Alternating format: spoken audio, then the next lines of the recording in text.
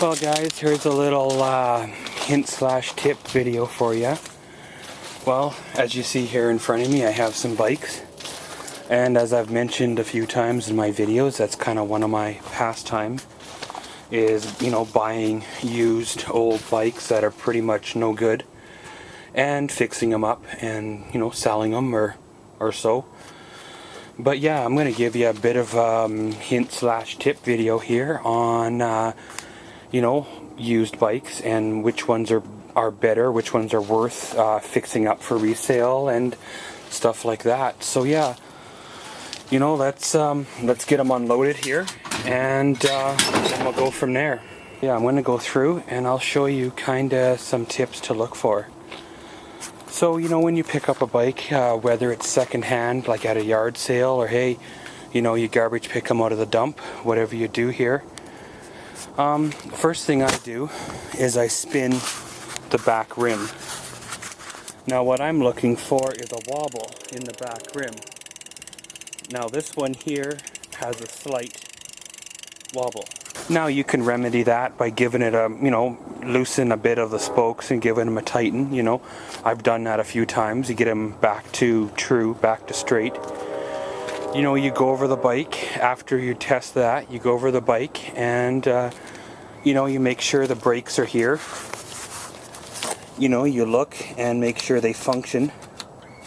They're a little bit sticky. Same with the front one here. It needs to be oiled. And on these here, you make sure the twist shifts aren't seized, because if they've sat outside at all, yeah, they will be seized, and then you got to put a set of these on, and these can be like $40 up, right? And then a second biggie you check here is make sure the front suspension shock, if equipped, is not seized. And on this one, as you can see, she's going up and down. It's fairly decent. And of course on this model, she's a full suspension as well, so you want to test that shock as well. So yeah, you go over to the next bike here. This one here, it's a little rougher shape. We're going to first test the shock, because see, if the boot is torn, then that means water has gotten down it. And yeah, by pushing on it, you see there's no flex to the shock. So basically the shock is seized. So next you spin the back rim.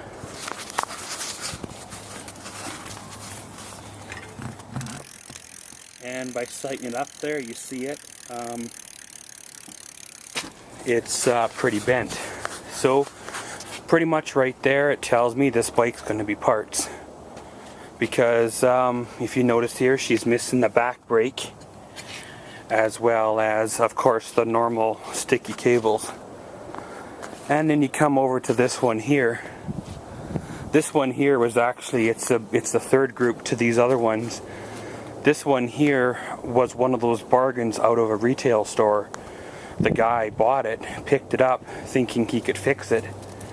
And yeah, it must have had a warranty issue on it, where the cranks here have come loose at one time, and yeah, the cranks are missing. It might need this bottom bracket as well. It's looking to be a little bit stiff.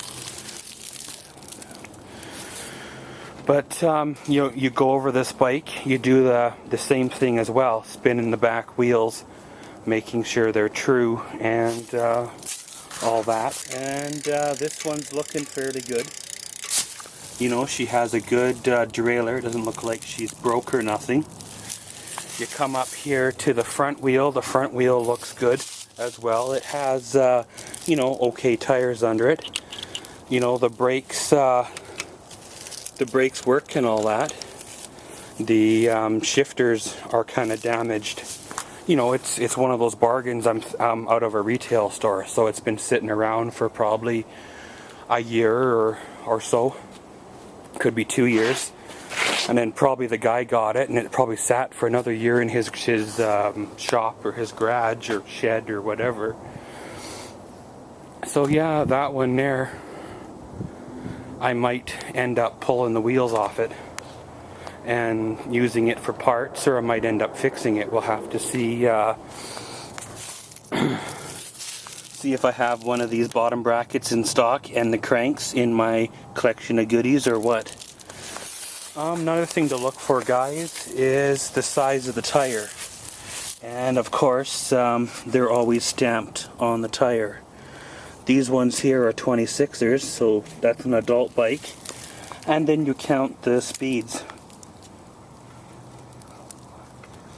And this one here has 7 on the back, and it would have had 3 on the front. So yeah, that makes it a 21. So of course, in my shop or my collection of parts, those parts from those bikes are in demand. You know, this bike here is going to be strictly parts as well. There is some on there, but not a lot. This other one, this blue one here, it's going to be the same thing. I'm probably going to end up, you know, doing a quickie fix up on it and try to get 40 bucks out of it. But yeah, you know, like I said, you go through it, make sure nothing's bent on them. Keep in mind, you know, what parts or stuff that you have in your own collection, because you're either going to have to buy it or use it out of what you have. And of course, you know, every dollar you put into the bikes is a dollar that you need back out of them. So if you spend 60 bucks on it, you know, you're going to have to sell it for like 100 bucks to really to make any money off it, right? And yeah, I've sold a few for $65 when I've spent 60 on them, which kind of hurts because, hey, everybody wants to make a buck or two, right? So yeah, guys, you know, obviously the 26-inch bikes or adult bikes are worth a little bit more money. Everybody's wanting suspension nowadays, so that's worth a little more money. You know, the more speeds the better, so of course, you know, that all plays in account as well. But guys, you know, that's just a little hint slash tip type video for you guys on used bikes. The things to look for when buying them, you know, the parts that you need. You know, if they've been sitting, they're going to need cables. If the tires are flat, they could need tires and tubes, you know, stuff like that. But guys, I'm going to end the video here, you know, get this all edited up and, you know.